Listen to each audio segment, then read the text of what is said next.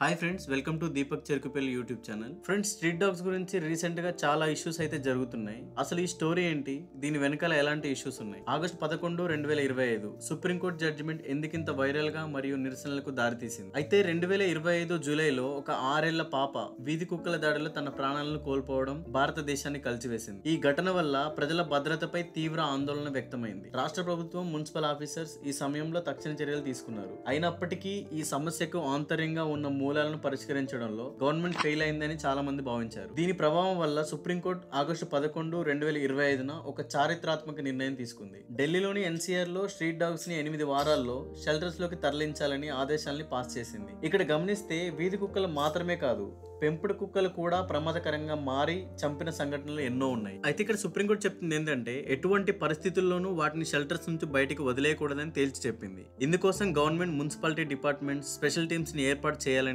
అలాగే street dogs పై ప్రత్యేక దృష్టి పెట్టాలని సూచించింది. అలాగే డాగ్ బైట్, రేబీస్ ఇన్సిడెంట్స్ నిషేధించేందుకు ప్రత్యేక హెల్ప్ లైన్ కార్యక్రమాలు ప్రారంభించాలని తెలిపింది. దీనికి మెయిన్ రీజన్ పబ్లిక్ సేఫ్టీ, పిల్లలు, మహిళలు మరియు వృద్ధులు వంటి నిరుపేద వర్గాల మీద మరింతగా పెరిగిన డాగ్ బైట్ల నుండి కాపాడాలని నిర్ణయం.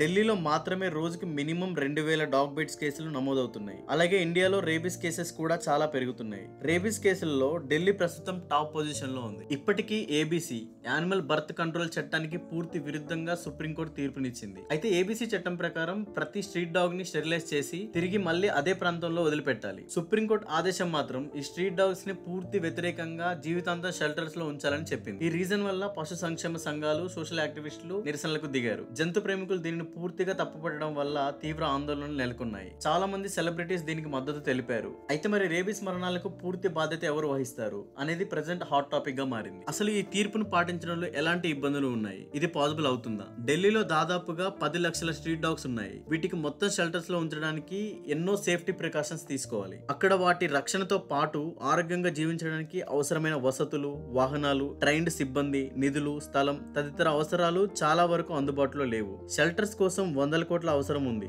రోజు లక్షలాది డాగ్స్ కి ఫుడ్, మెడిసిన్, మెడికల్ ట్రీట్మెంట్ ఇవన్నీ చేయడానికి చాలా మంది ఉద్యోగులు అవసరం. చాలా మంది బాలీవుడ్ యాక్టర్స్, యానిమల్ లవర్స్ దీనిని అపోజ్ చేస్తూ #JusticeForDogs అండ్ #DogsRights వంటి హ్యాష్ ట్యాగ్స్ ని ట్రెండింగ్ లో ఉన్నాయి. దీని గురించి ప్రొటెస్టులు కూడా చాలా పెరిగిపోయాయి. కొంతమంది ఢిల్లీ ప్రజలు సుప్రీంకోర్టుకి మద్దతు ఇస్తూ వారికి పిల్లల భద్రత మాత్రమే ముఖ్యమని చెప్తున్నారు. ఇదిలా ఉంటే దీని గురించి నిపుణులు ఏం చెప్తున్నారు? డాగ్స్ ని కంప్లీట్ గా షెల్టర్స్ లో ఉంచడం వల్ల మనిషికి, డాగ్ కి ఉన్న సంబంధాలు పాడవుతాయని సైంటిస్టులు హెచ్చరిస్తున్నారు. దీనికి సొల్యూషన్ డాగ్స్ అడాప్షన్ డ్రైవ్స్, టిగరెట్, ఏబీసీ కార్యక్రమాలు నగర ప్రాంతాలకు ఎక్కువగా ప్రయోగిస్తే దీనికి కొంత హెల్ప్ అవ్వచ్చని కొంతమంది అఫీషియల్స్ చెప్తున్నారు. దీనిని ఆదర్శంగా తీసుకుని రాజస్థాన్, తమిళనాడు ఇంకా కొన్ని స్టేట్స్ ఇలాంటి నిర్ణయాలు తీసుకున్నాయని తెలుస్తుంది. హైదరాబాద్, ముంబై వంటి నగరాల్లో అమలు చేస్తే ఎదురయ్యే పరిస్థితుల గురించి భయం, ఆందోళన వ్యక్తం చేస్తున్నారు కొంతమంది ప్రజలు. ఇక్కడ మనం గమనిస్తే డాగ్ వల్ల కలిగే మరణాల సంఖ్య కూడా అంత పర్ఫెక్ట్ గా లేదు. 2024 లో రేబీస్ వ్యాధితో చనిపోయిన వారి సంఖ్య 54 అని పార్లమెంట్ లో సెంట్రల్ గవర్నమెంట్ చెప్తుంది. వరల్డ్ హెల్త్ ఆర్గనైజేషన్ లెక్కల ప్రకారం సంవత్సరానికి 18 నుండి 20,000 మంది డాగ్ బైట్స్ వల్ల చనిపోతున్నారని చెప్తుంది.